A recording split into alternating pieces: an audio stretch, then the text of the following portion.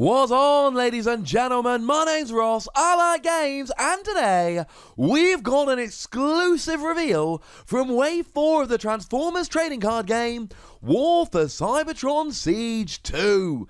And I am very excited because my first reveal is a very spicy reveal. You've probably already spotted it on the screen.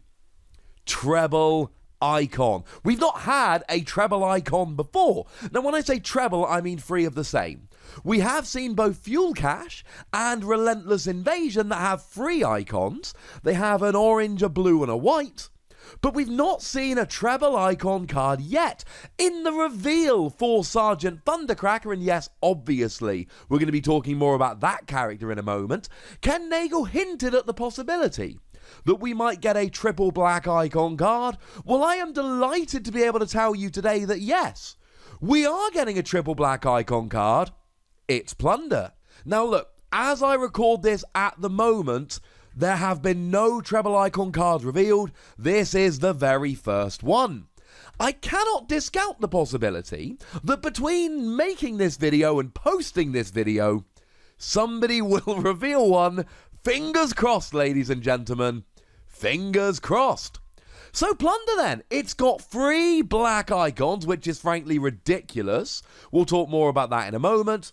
But what does it actually do? Well, it is a star card, which means it costs one of your 25 stars that you've got for building a deck of characters, and I suppose star cards. And it reads, your opponent chooses three cards from their hand and reveals them. You scrap one of them.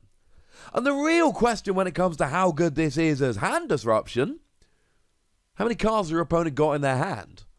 Because if they've got three or fewer cards in their hand, Plunder is phenomenal. Because you're just discarding the best card from their hand. You're looking at their hand and going, oh, there's a marksmanship.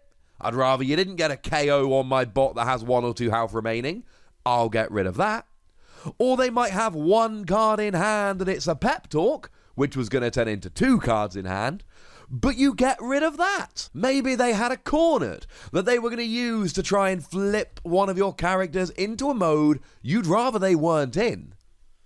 Alt mode, incidentally, only flips from bot mode to alt mode. But maybe you wanted to keep them in bot mode. I mean, especially if you're going for combiners, because they have to be in bot mode to combine. Take a look at Dinobot Enigma. I ain't lying to you. I still hold out hope the Volcanicus is good one day. Hasn't happened yet, ladies and gentlemen, but you never know. It could happen. It totally could. If, however, your opponent has many, many cards in their hand, if they've got a hand of 6, 7 cards, well, I mean, you're just not going to get their best card. To be honest, if they've got 4 cards in hand, they are going to keep the card they most want and show you the other 3. If they've got more than 4 cards in hand, they are going to show you the 3 least useful cards every time. And you're still getting a card from their hand. You're still scrapping a card, you're still holding them back, you're still hurting them, you are still disrupting them. But as soon as they've got 4 or more cards in hand, the use of this for its actual text, for the skill, for the action, is very, very strongly diminished. So as a card, really good if your opponent's got 3 or fewer cards in hand. Much less good if your opponent has 4 or more cards in hand. But clearly that is not the most exciting thing about Plunder. The most exciting thing about Plunder, it's got 3 black icons. And let's say it one more time. We've never seen a triple icon card before. Unless someone's ninja'd me on this video, in which case I'll be kind of sad. And having 3 black icons can be absolutely brilliant. Now what black icons do is give you Pierce 1 until end of turn. And that is a very important distinction from end of battle. So if you've got someone like Blur, for instance, who can have 2 attacks in a row, where you do damage to a tapped enemy while there's at least one untapped enemy, this untaps and attacks an untapped enemy. Cool. You would get the Pierce for both attacks. So clearly, if you're in a Blur deck and you want to go for a little bit of Pierce, this is a great option because it would give you Pierce free for both of your attacks. It would be like having a piercing blaster. Except as a side note, you can still have a piercing blaster on there as well and sit there rocking Pierce 6. Although do make sure your attack is 6, because remember, your Pierce cannot be higher than your attack. If you've got Pierce 6 but an attack of 4, Pierce will guarantee 4 damage. Pierce guarantees to do an amount of damage equal to your attack or your Pierce, whichever is lower. And being able to get Pierce free from one flipped battle card while attacking is phenomenal. Obviously, if you flip it while defending, nothing really happens. And the first thing to point out about the free black icons, this entirely invalidates intercept communications.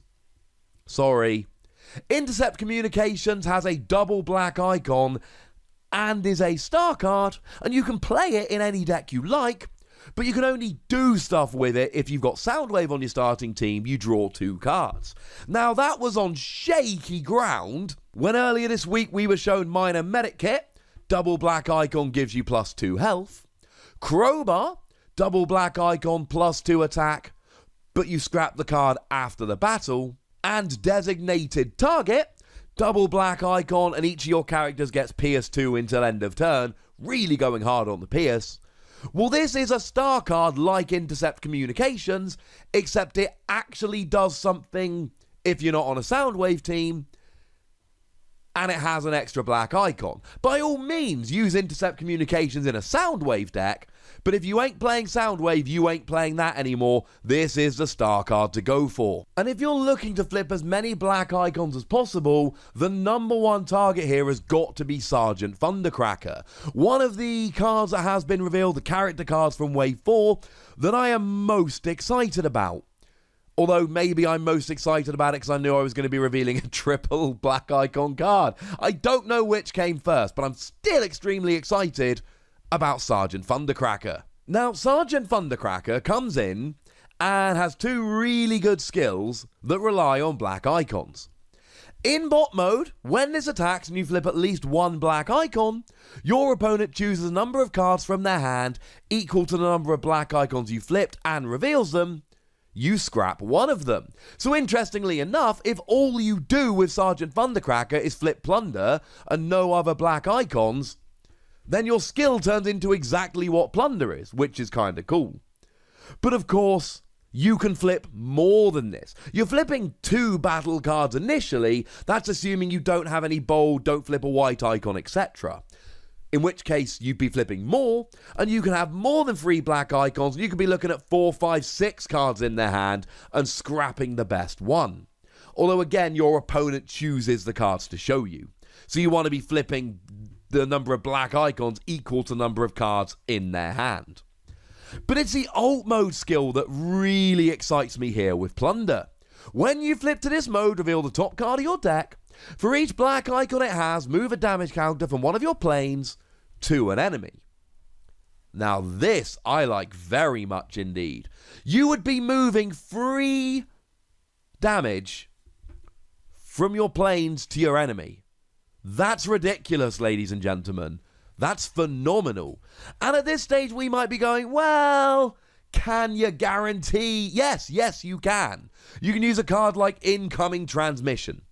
Incoming Transmission lets you draw 2 cards and then put a card from your hand on top of your deck. Maybe you already had Plunder in hand. Maybe you drew it with Incoming Transmission. It doesn't matter. As long as you've got it in hand, you can then play it down, and then you flip Sergeant Thundercracker to alt mode, guaranteeing that you flip this and move 3 damage. That's pretty gosh darned awesome. But maybe instead, you want to be rocking along and going, right, I want to flip this while attacking, I want to get my Pierce. Well, what you need is plan. Something like Decepticon Crown. Decepticon Crown, when one of your Decepticons attacks, plan 1. The reason I like Decepticon Crown so much is because you put it on 1 character, but it then affects all of your Decepticons, so you can have it on one of your 3 or 4 Decepticons, or maybe even 5. In fact, if you're playing Constructicons, if you're playing Devastator, you're actually playing 6. And you put it on one of your Decepticons and it will impact all 6 of them when they attack.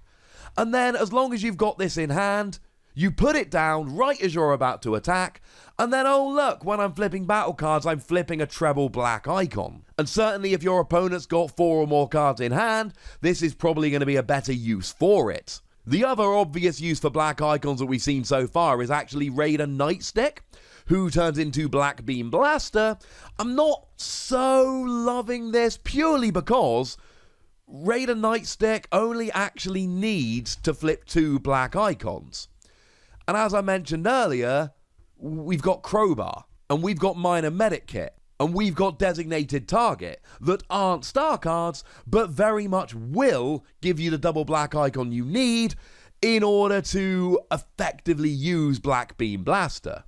However, when you hit Black Beam Blaster, i.e. when you attack and you flip at least 2 black icons, your opponent chooses a card from their hand and scraps it. And again, this is in your opponent's control. They choose the card. But Plunder is hand disruption, and Thundercracker is hand disruption, and Black Beam Blaster is hand disruption. It's almost like the designers of the Transformers TCG have gone, you know what? Anytime we're relying on multiple black icons, maybe we throw in a little bit of hand disruption. As an action card, Plunder is fine. It's pretty good if your opponent's got 3 or fewer cards in hand, and much less good if they've got 4 or more. But as a card with 3 black icons, it's phenomenal. If you're building a Pierce deck, if you've got any stars left over, you've got to consider Plunder here. Certainly if you're playing Sergeant Thundercracker, this becomes a phenomenal option. And now that we've got 3 double black icon cards that don't have stars, and we've now got a treble black icon card, I think it's fair to say that if you really want to load up on black icons, and you really want to focus on Pierce, yeah, you've got some options. Huge thank you to the lovely folks over at Transformers TCG Towers for letting me do reveals, and especially this one. This is a very spicy reveal. But I'd like to know at this stage what you think about it, so let me know in the comment section. Go nuts! Be nice. And then make sure you like this video, subscribe to this channel, and follow me on Twitter at the Wossy, where we talk Transformers.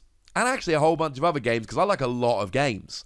And do please consider checking out patreon.com/PTCGradio, where you can support the channel and get some bonus podcasts, etc. But by far the most important thing as always, look after yourselves till next time. Thank you very much for watching. My name's Ross, and you've been watching Wossy Plays.